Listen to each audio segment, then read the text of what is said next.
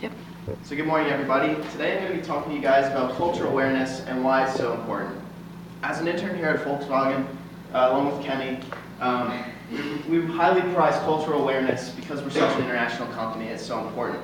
And just in a moment, I'm going to tell you why. But first, I'm going to go over a brief presentation outline. So to begin, I'm going to talk about what's cultural awareness and why it matters for you, and then talk about how important it really is, and discuss some negative consequences of being culturally unaware. And lastly, I'm going to give you guys some tips to look out for, tips and cultural aspects to look out for, which will help you better communicate in an intercultural situation. So, this is why it matters for you. Of about 600 executives interviewed, 50% of them, 50% of U.S. companies' production, profit, and sales are now coming from overseas business. This means that there's a really good chance that even if you guys don't work in an international business setting, you're still going to have to know how to communicate interculturally. So, what exactly is cultural awareness?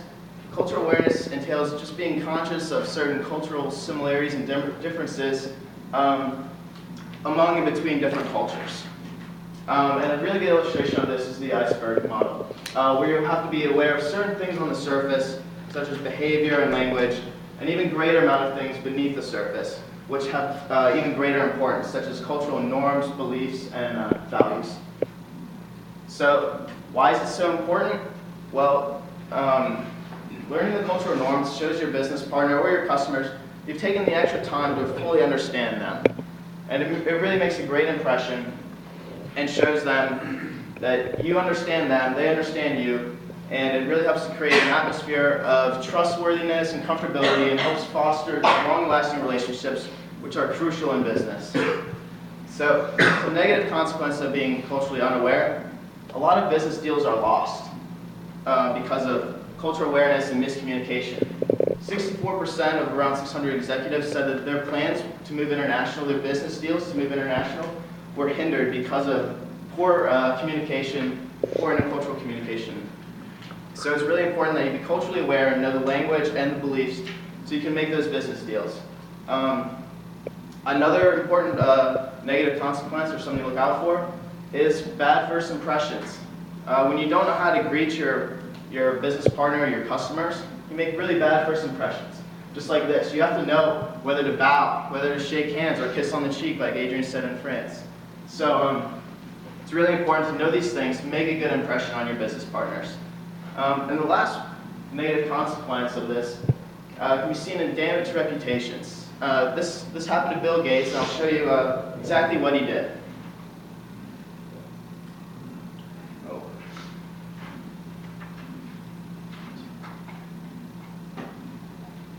You have to be in slide mode. I think it's protected.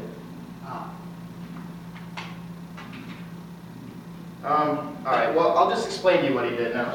Technical difficulties. He met with the South Korean president, and when he met with her, he kept his left hand in his pocket, an open jacket, and shook her hand. Many South Koreans got very offended by this, and these words up above here,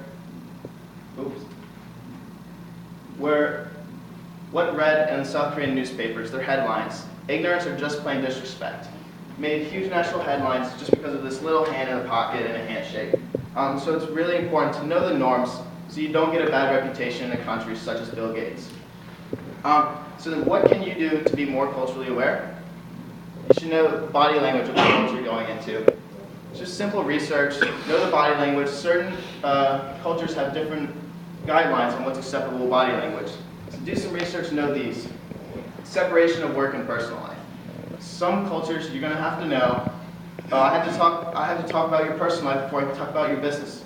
Or I shouldn't talk about your personal life at all. You guys have to know this when you're going into different cultural situations. The third one is religious beliefs. Know about the religious beliefs because they really influence the culture. I know in Islamic countries, they place a very high value on spoken word. So you can't tell them you're going to do something and not follow through. Otherwise, they're going to be very frustrated and disappointed with you. And lastly, there's a sense of time. In America, we want everything done now. Time is money. We're very impatient. In a lot of other countries, in Europe, I'm sure many of you have been there, things move a little bit more slowly, France and Italy. So keep in mind the culture's sense of time so you don't come across as impatient and demanding. So just one last thing to remember, do your research about the culture of the other person who you're meeting with or of your customers before you move to a new market so you can be better prepared and make a better impression on them. So that concludes my presentation about cultural awareness, and I'd like to open up the floor to some questions. Alex.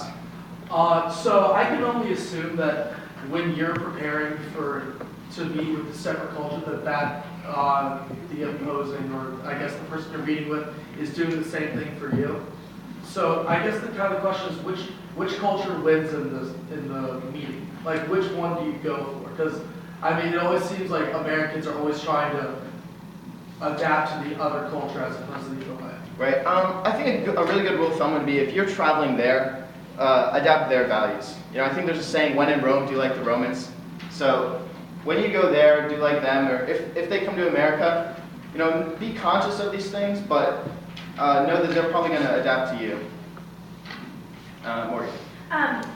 How do you recover from making a mistake, like with another person? I think it's important to address it. Say you're sorry. I'm sure they're going to be understanding if you address it. If you let it go, it's probably going to build up in them, and they're going to get a little angry and frustrated. Rob. You said I think it was 65% of companies fail to go global because of their bad communication skills. Do you think it'd be beneficial to them or to their company to, I guess, hire a consultant or hire somebody that knows how to communicate better so that they can better go global or actually go global? Yeah, that's a good question. There's a lot of cultural consultants out there. They'll tell you, look out for this, do this, and businesses hire them a lot. It's also really important to have a good translator to know the language well if you're going to speak it, so you don't have these misunderstandings and the business deals that fall through. Any other questions? No? Well, thank you. That concludes my presentation.